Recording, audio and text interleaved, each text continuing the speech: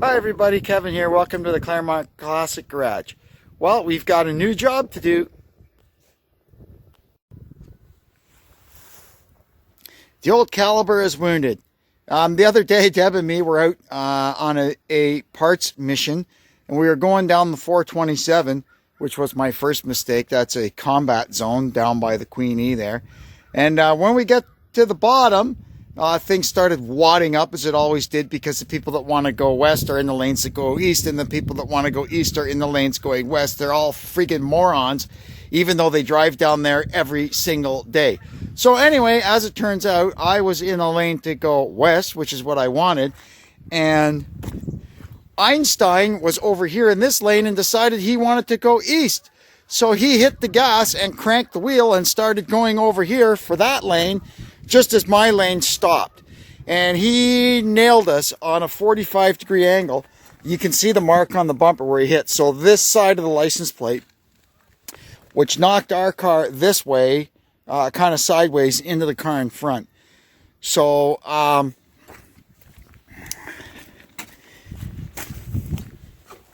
you can see here, that's about what it took on the front. It's got a little mark there, and the license plate frame is broken.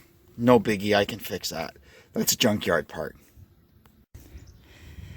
Now the back is a different story. The hatch still opens and closes pretty well, but you can feel, you can even hear it. There's something rubbing as it goes down, and you got to give it a good whump to make it latch, but at least it works. So that, I'm pretty sure, is just an adjustment. I mean, you can see here at the bumper, the gap there is pretty good, and the gap there is pretty good. When I got out of the car, I noticed that this taillight was kind of popped out over here. I just gave it a push, and it went back in. So that's not too bad.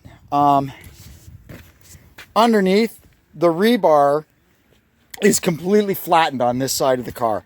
It's just flattened right against the back of the body structure. Although it wouldn't have taken much to flatten it, because the rebar itself is pretty rotted. So we have to get a new rebar. I'm gonna fix the bumper cover. It's got one little hole in it there and another little ding in it there. Don't get me wrong, if I'm in the wreckers and I find a perfect one that's already silver, I'll grab that. I have to go to the wreckers anyway to get a rebar. They're over $200 for a new one, and $25 at the wreckers. So hopefully when I'm at the wreckers, I can find a car that's been oil sprayed every year, and you know, the transmission went or something and they scrapped it. That's interesting. This isn't even, you know, you could never ever get a step pad like this for a caliber. This one is actually off a Dodge Magnum, and we cut it down. Don't ask me why I did that, but well, I know why I did that. I've always got dogs jumping in and out of the back of this thing, and they beat the hell out of the bumper. So anyway, that's what we're up against. And the other thing that happened, of course, in the accident was our quarter panel was pretty blistery. I knew it was rusting away, and the impact kind of knocked away a lot of this, and now it's really ugly. So we're gonna see what we can do about that. Doors are no problem. I'm just gonna get silver doors off another one in the wrecking yard. That's easy to do. I've already got rocker panels in the garage. We're gonna restore a Dodge Caliber. Who in the world has ever done that? As far as quarter panels go, it's really expensive to buy a factory one. You can imagine that. The wrecking yard, for them to saw off a whole quarter panel, they want $250 or more. But I'm looking, and I'm kind of thinking that I could maybe cut the piece I need out of a fender. Well, we'll see. We have a little investigating to do. Now the other side, you can see here, because it got hit kind of that way, it pulled everything that way. So it's pulled the bumper all out of here and made a heck of a mess on this side. But that's okay, you know, we fix. This is what we do here at the Claremont Classic Garage. We fix stuff. So anyway, I'll check back in with you when we're in the wrecking yard, and we're going to see what we can find down there. Well, we got to go to the wreckers and get Dodge Caliber parts, so that can only mean one thing. Green door. What's that secret you're keeping? That's an old song, by the way, for you young guys. It's time to get my truck out. I love my truck very much. I've been thinking about my truck all winter while it was languishing up in here. And then what makes matters worse is some local guy got himself a 3rd gen with a stick shift, and he goes tearing past here so many times a day. And every time he does, I go, oh, I want to get my truck out, but the roads have been too crappy, and I just wouldn't do it. So now, let's see. Oh, it's alive! Make sure. Oh, yeah. Oh, my truck. Okay, let's see if it'll crank up.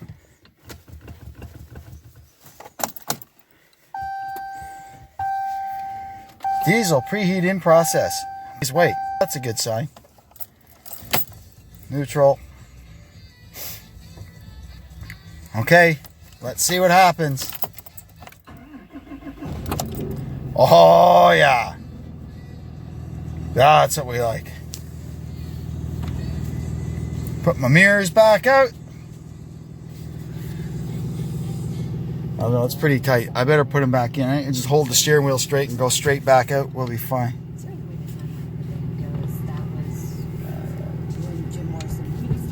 Okay, here we go. I can't remember. This damn truck, I still put it in 6th when I want to go backwards because that's where reverse was in my 1st gen. Oh, parking brake.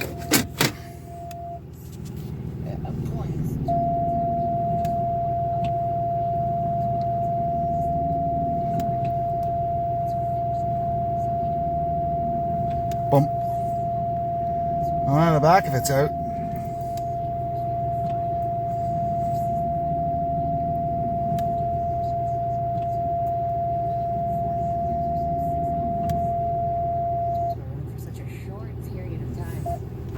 She is out. So I got to get my wagon out and get my junkyard tools all ready. And we can go tomorrow and get some Dodge Caliber parts. Yippee! Just gonna park this right here for now while we get everything else organized.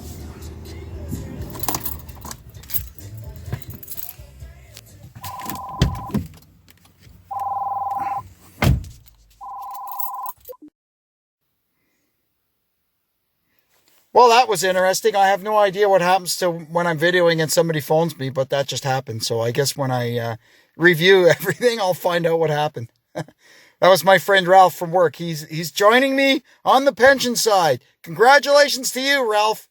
Welcome to the land of the retired. Did I mention yet I love my truck?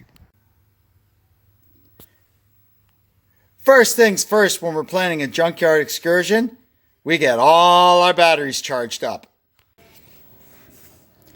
So here's a junkyard wagon. We're waiting on one more battery to charge up. So this is what I take when I go. I've got my big tool kit. There's pretty much everything I could ever need in there in a junkyard. That is a big socket set. It's got everything in it. And I bring my impact driver, my drill, my 1/2-inch impact gun, and a Sawzall.